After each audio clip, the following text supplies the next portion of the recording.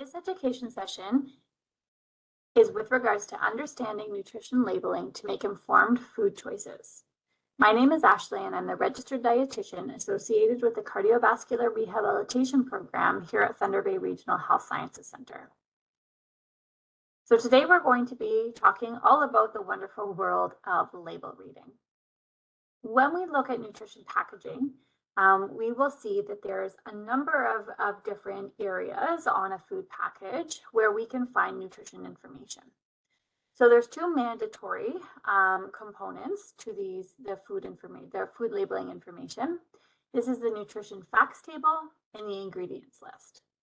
There are also optional sources of nutrition information, which can come from nutrition claims and health claims. And we're going to be talking about these four things in greater detail throughout this chat today. So nutrition facts panels. This is what a nutrition facts panel looks like. I'm sure most of us have seen this before. They have become mandatory on almost all prepackaged foods since 2005, so about 18 years now. Most recently, there have been some changes to these labels or these nutrition facts panels.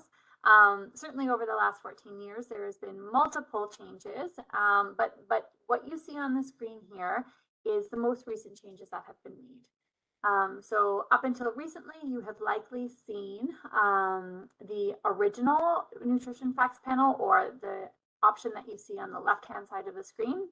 But now going forward, you will likely find only this new or the nutrition facts panel that you see on the right-hand side of the screen when you're picking up packages or food packaging on the grocery store shelves.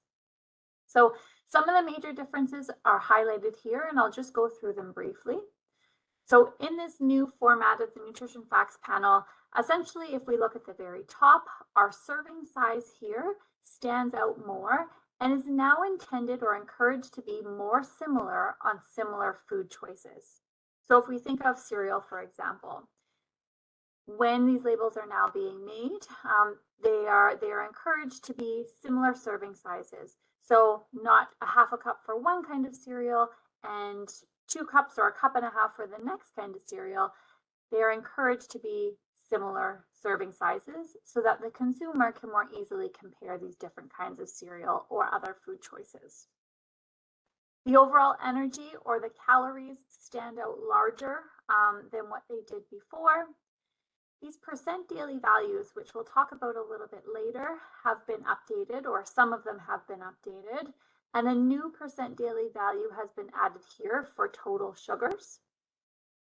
If we look to the minerals on the bottom of this nutrition facts panel, they have also been updated. Vitamin A and vitamin C have been removed. Calcium and iron have remained consistent, and potassium has been added, which if you think back to the initial nutrition education session we had on the basics of heart healthy eating, there you likely learned about the importance of potassium and how it helps with our cardiovascular health. So potassium is something that we oftentimes want to have more of when we're looking at our cardiovascular health because of the role that it can play in blood pressure regulation.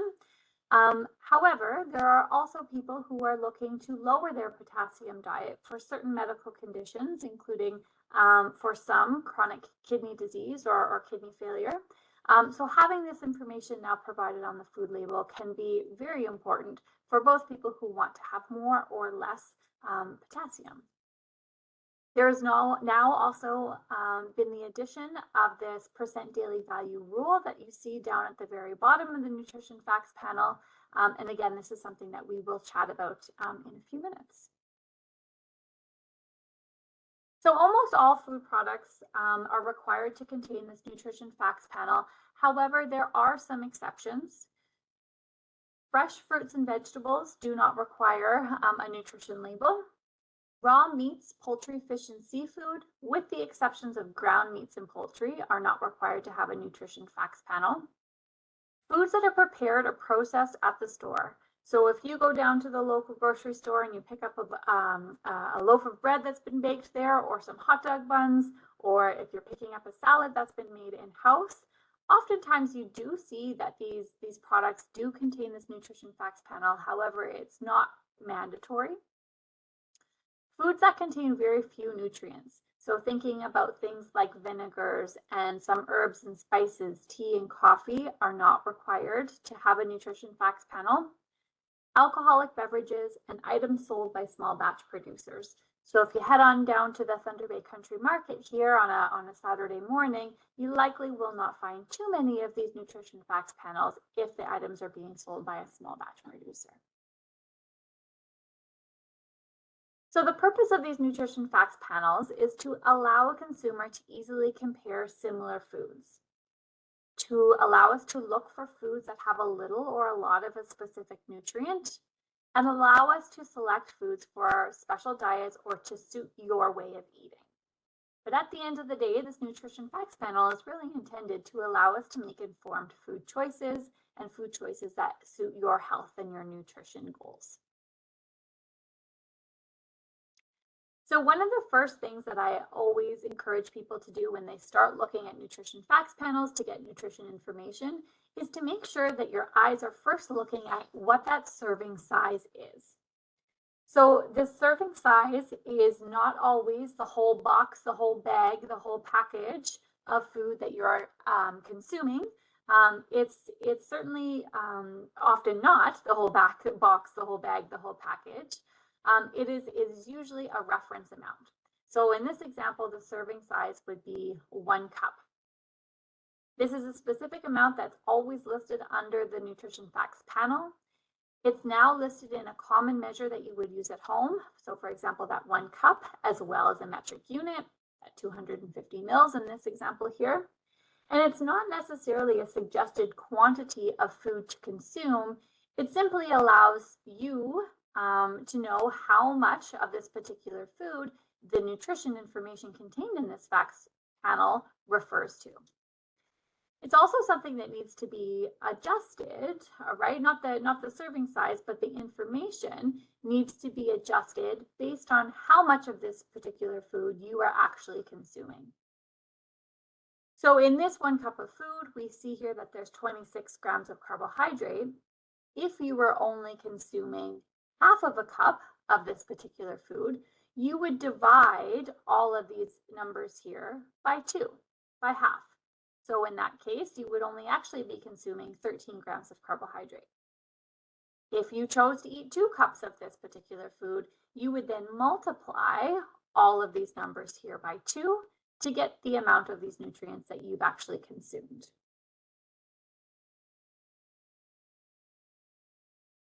And again, this is just a reminder that even though products might look like they're intended as a single serving size, we always are just encouraged to look at that actual serving size information to make sure that that nutrition information is actually for the entire bottle of juice or that entire granola bar or whatever the food choice is, because sometimes it is not.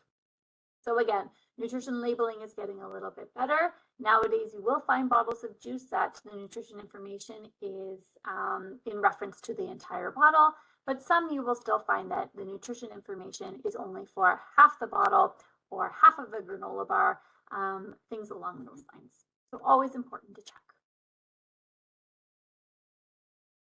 Using the nutrition facts for our heart health. So there's a lot of information that is contained in the nutrition facts panel. So I'm just going to start from the top and kind of go down here and talk about how this information can relate to our heart health. So again, we have our overall energy or the calorie amount in this food. And right underneath of this, we have our section that pertains to the information regarding fat. And as we know, there are different kinds of fats, saturated and trans fats, and our unsaturated fats, which include our monounsaturated and our polyunsaturated fats. Trans fats are something that we want to eliminate. Saturated fats are the kinds of fats that we want to have lower.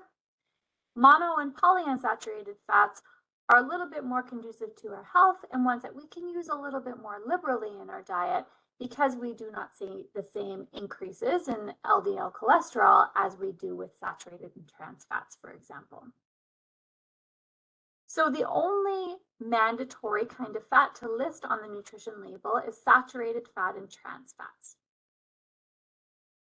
If you see this top, if you look at this top bold heading of fat here, you'll see that this food has 0 grams. So obviously 0 of that is going to be saturated, 0 is going to be trans, 0 is going to be those unsaturated versions. If this example had 10 grams of overall fat here and 2 grams of saturated fat and 0 trans fat, we can then conclude, based on a little bit of math, 10 minus 2, that the remaining 8 grams of fat would then be coming from those monounsaturated and those polyunsaturated sources. So I'll give you an example of this. Often in the cardiac world, we recommend regular intake of tree nuts, things like almonds or walnuts, to help with our cardiovascular health, getting good fibers, getting good healthy fats that can help in reducing LDL cholesterol. Sometimes I have people come back and say, well, that quarter of a cup of tree nuts you just told me to eat has 29 grams of fat. That's too much fat. But then I encourage people to, again, go back and look at that nutrition label and see where that fat is coming from. So you'll see in your quarter of a cup of nuts that yes, there might be 25, 26, 27 grams of fat in a quarter of a cup. However, maybe only 3 of those grams are actually coming from the saturated fat. 0 is coming from the trans fat. The rest of that fat is coming from the more cardiac friendly or heart healthy fat sources of those mono and polyunsaturated versions. So certainly a food that is okay to consume in moderation and in fact has a positive benefit to our health. Underneath of the fat section here, we have the section on carbohydrates. So similar to the bold heading of fat, this bold heading of carbohydrate gives us an idea of how much total carbohydrate is in the product. Total carbohydrate is composed of all the fiber, all of the sugar, and all of the starch that is in that food.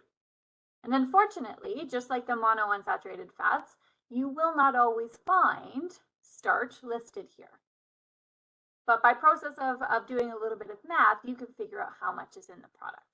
So if there's 26 grams of 26 grams of carbohydrate, 0 fiber, and 22 grams of sugar, we can conclude that the remaining 4 grams is coming from the starch.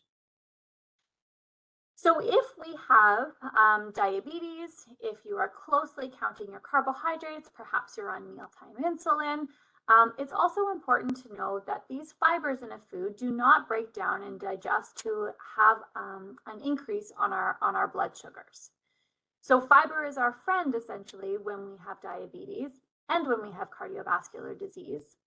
But when we're speaking about the effect on blood sugars, what's important to know is that in this example, 26 grams of carbohydrate, 0 grams of fiber, all 26 grams of these carbohydrates are going to be available to increase blood sugars.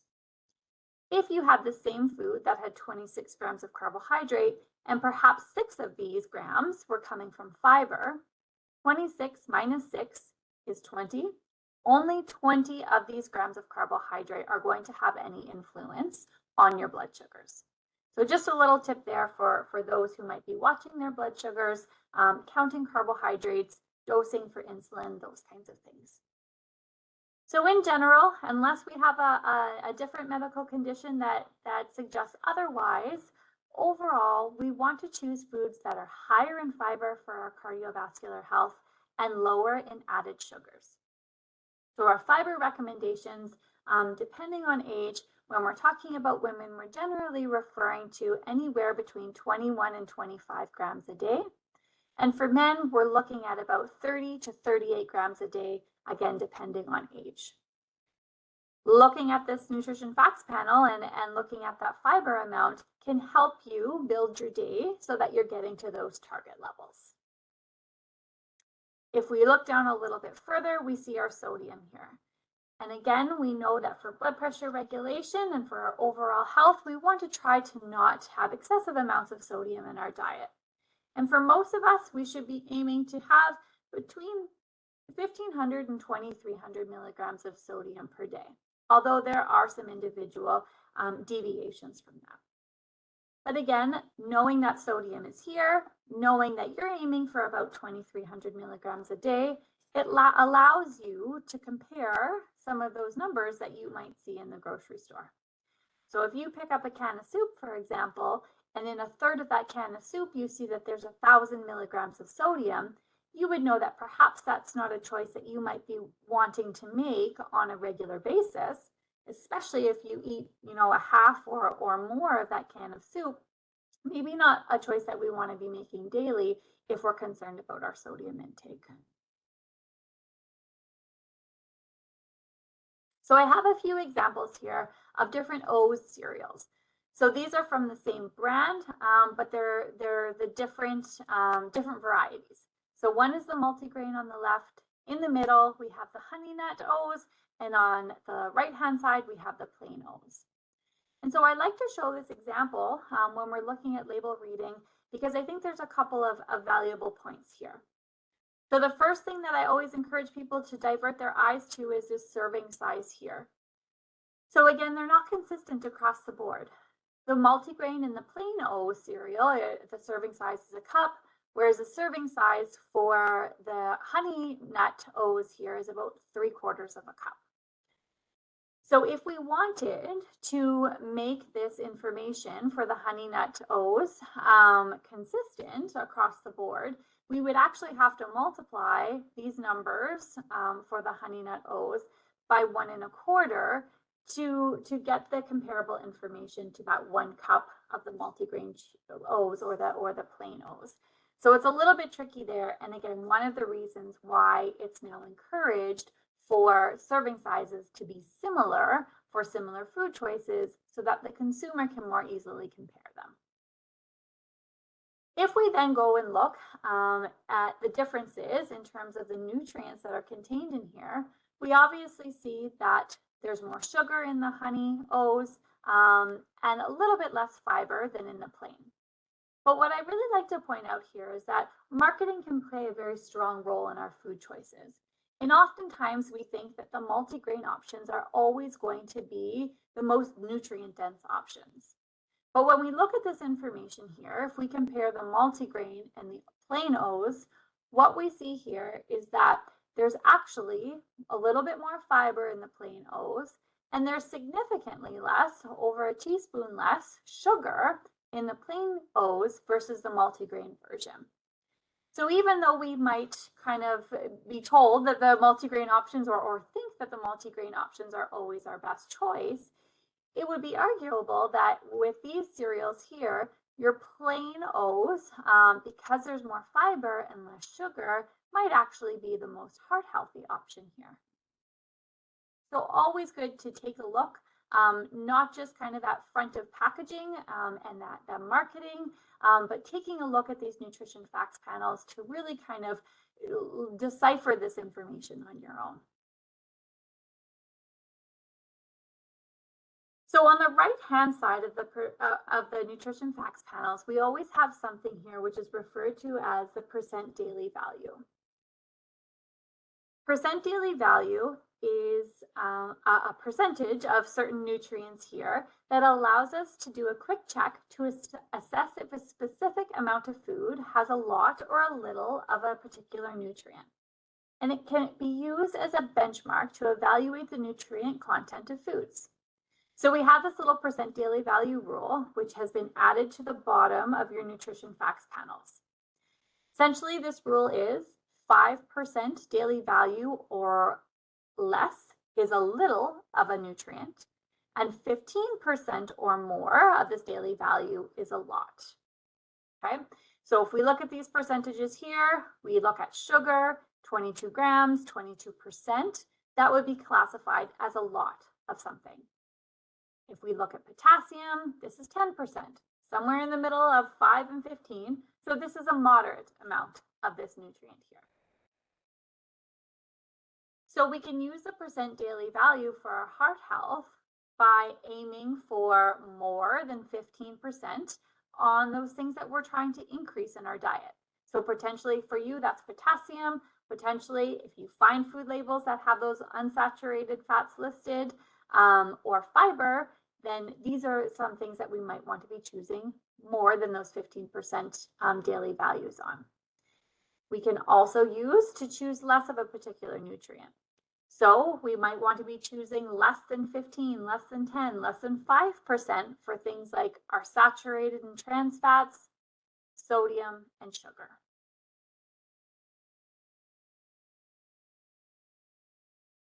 Again, like I mentioned earlier, there was a recent addition of a percent daily value for sugar.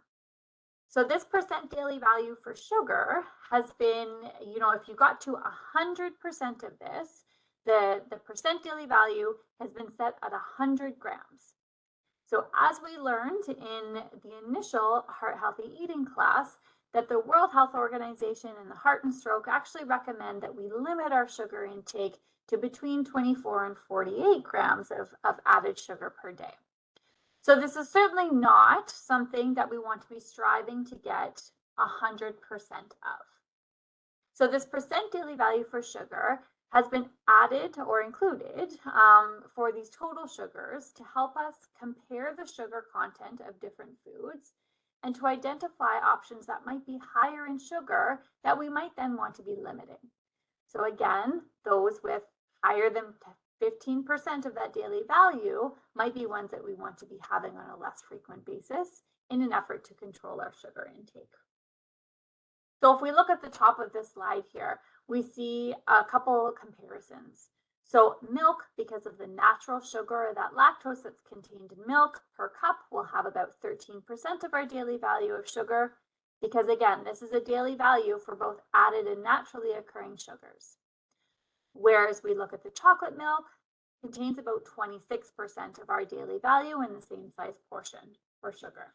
So that 13% difference between a plain milk and a chocolate milk, that would be 13% difference coming from added sugars.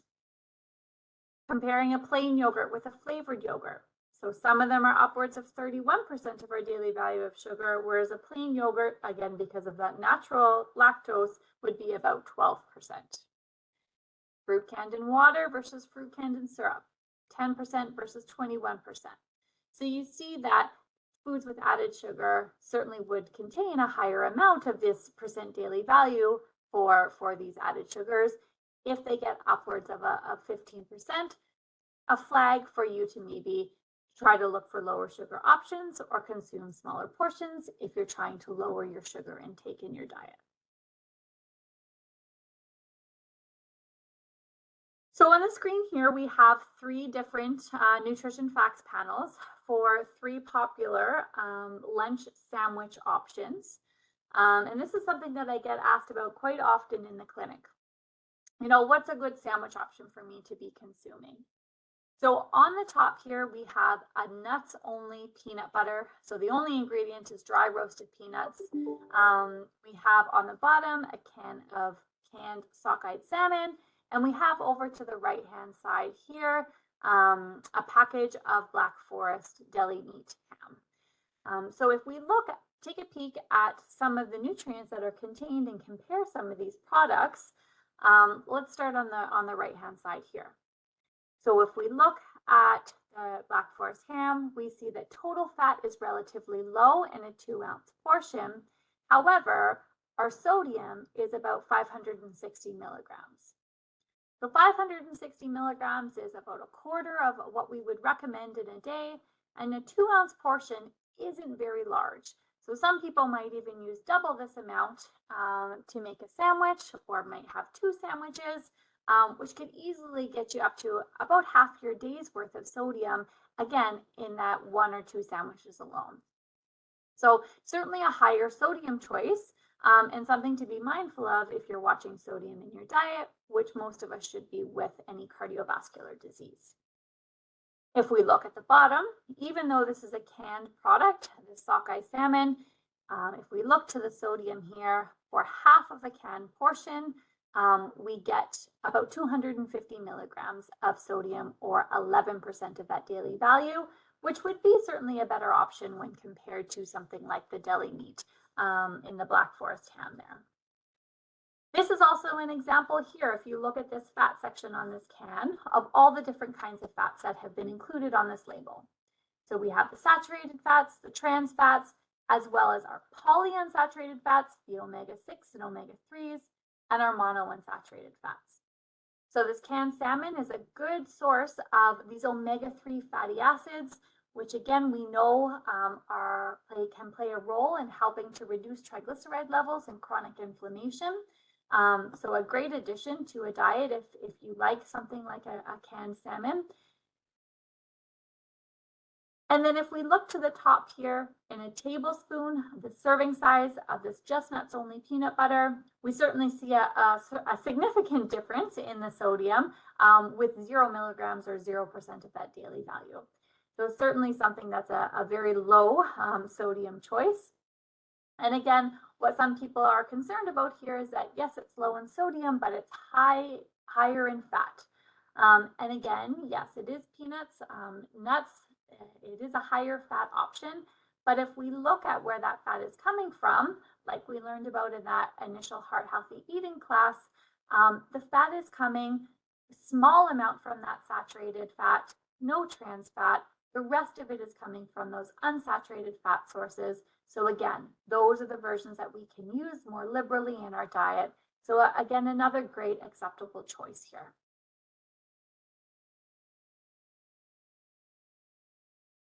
So moving on from the nutrition facts panel to the ingredient list.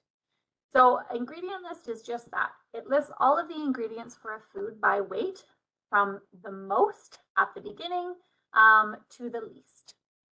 So again, just like the nutrition facts panel, the way the ingredient list looks has also recently changed. So this is an example of the old version here. And the ingredient list is a source of information for certain nutrients. And it's a very valuable source of information for people who have food allergies. So this is what our most recent version of the nutrition or the ingredient list looks like. Just to highlight some of the major changes here, one of the biggest changes is also in relation to sugar. So previously in the old version of the the ingredient list, sugars, different kinds of sugars, were dispersed individually throughout the ingredient list. So in this example, fancy molasses, brown sugar, and sugar would have shown up in different places by weight along this list of ingredients. Now, all kinds of sugar need to be grouped as one and show up in the ingredient list based on their weight as a total. So you'll see here that sugar actually makes up the first ingredient because this fancy molasses, brown sugar, and sugar have all been grouped together. So it gives the consumer a more accurate picture or representation of the amount of sugar that's actually contained in a food.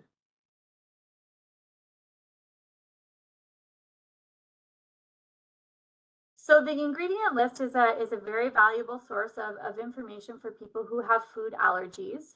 And just to give you a brief look at what information needs to be declared on food labeling, our priority food allergens are peanuts, tree nuts, eggs, milk, wheat, fish, mustard, soy, and sesame in Canada. So these need to be highlighted throughout or in an individual statement surrounding the ingredient list. So this is a very busy slide here, but if we look to the top left here, if you're concerned about food allergens, there's kind of two ways that you could find this information. So these food allergens could be identified within this ingredient list. So for example, if you have a food such as flour, in brackets, you will see that wheat, which is the priority allergen. If you see here liquid albumin, you see in brackets here eggs, which is another priority allergen. Alternatively, you might see the ingredient list followed by a contains statement. And this contains statement would then list all of those priority allergens. It's a little bit easier to read when it's like this. However, it's not consistently made with a contains statement. So we do need to read the list of ingredients from beginning to end, not just look for that contains statement if you are someone who is concerned about food allergies. You may also see around the ingredient list a may contain statement. And this may contain statement, as you see right here in this example, is really in reference to cross-contamination issues. So even though I believe this is an apple pie that they're describing in this ingredient list here, even though this apple pie might not specifically contain peanuts, it could be processed in a facility where they make other baked goods that do contain those pecans. Therefore, they're including this may contain statement to address that or to bring that to the consumer's attention. Okay, so we've talked about the nutrition facts panel. We've talked about the ingredient list. Those were the two mandatory items that are, with minor exceptions, required to be on food packaging. We're now going to spend a few minutes just to talk about some of these optional items that you might also see on food labels or food packaging. So the first one is these nutrition claims. And nutrition claims are regulated statements that are made when a food meets a certain criteria. Again, they are optional and may only be found on some products.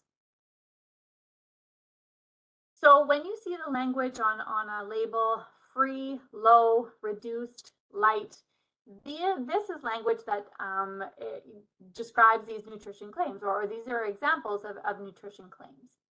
So when you want to decrease the amount of a certain nutrient, you look for free, low, reduced, light. So these kinds of words. And for a food to earn, you know, the designation of free or low or reduced, it has to meet specific criteria. So to give you an example, to be sodium free, the food must contain about 5 milligrams or less of sodium per serving. For a product to be deemed low fat or have this language on their label, it needs to include 3 grams or less of fat per serving. Reduced needs to have at least 25% less of the nutrient compared with a similar product. So for example, 25% less of the amount of total calories in the same size serving as a similar product. And one thing that I do like to highlight here is that even though something is reduced, let's say reduced sodium, for example, it does not mean that it is low sodium or free of sodium. So a prime example of this is soy sauce. A low sodium soy sauce can still have upwards of 500 to 600 milligrams of sodium per tablespoon. So even though it might be reduced from its original product, it is certainly not low in sodium. So just, you know, a caution that this language is there. However, it's always still great to look at that nutrition facts panel to get that full picture.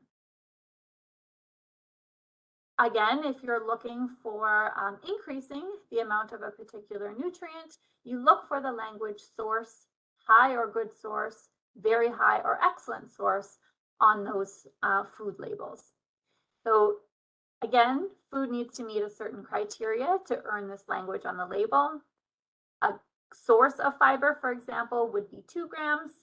To be deemed a high or a good source of fiber, it would require having 4 grams of fiber per serving. And to be a very high or excellent source of fiber would require 6 grams per serving or more. So again, these nutrition claims give us a piece of the puzzle, right? They give us a little bit of a hint as to some of the nutrition content of the food. But again, we get the best information or the most well-rounded information when we look at that nutrition facts panel. The other optional source of nutrition information you might find are health claims. And within this category of health claims, we can see some disease risk reduction claims. And one of the most popular kind of examples of this is found again on that Cheerios box, where there's a statement that says that the Cheerios are a heart healthy choice and help to reduce cholesterol levels. So another example is a statement that is shown here. So a healthy diet containing foods high in potassium and low in sodium may reduce the risk of high blood pressure, a risk factor for stroke and heart disease. Whatever this particular food is a good source of potassium and is sodium free. So this is an example of a disease risk reduction claim. Again, a highly regulated statement that has to meet certain criteria before this verbiage can be found on the food packaging. And again, similar to those nutrient claims, disease risk reduction claims provide us with some information, but again, not the full picture. So yes, this food here is a good source of potassium and is sodium free. However, potentially it's high in sugar or it could be high in saturated fat. We don't know until we actually flip over the packaging and look at that nutrition facts panel. So use these optional claims if they're present as a source of information. However, the best kind of most inclusive information is going to be found on that nutrition facts panel. And I encourage you to take a peek there. So in summary, nutrition labeling can it can be a very valuable tool when we're trying to make informed food choices. We use the nutrition facts, the ingredient list, and if they're available, those nutrition claims and health claims to help make us those informed food choices. The nutrition facts information is based on a specific amount of food. So always divert your eyes first to that serving size to know what the reference is for the information that you're reading on that nutrition facts panel. And we can use that percent daily value rule to see if a food has a little or a lot of a particular nutrient. So that's a quick and easy little check or a tool that you can use when you're quickly comparing different products or choosing different products when you're in the grocery store. Okay, so that's the end of this education session regarding label reading. If you do have any questions, as always, I encourage you to give us a call or contact us here at the Cardiovascular Rehab. I'm happy to address questions either over the phone or in person or as needed. Thank you.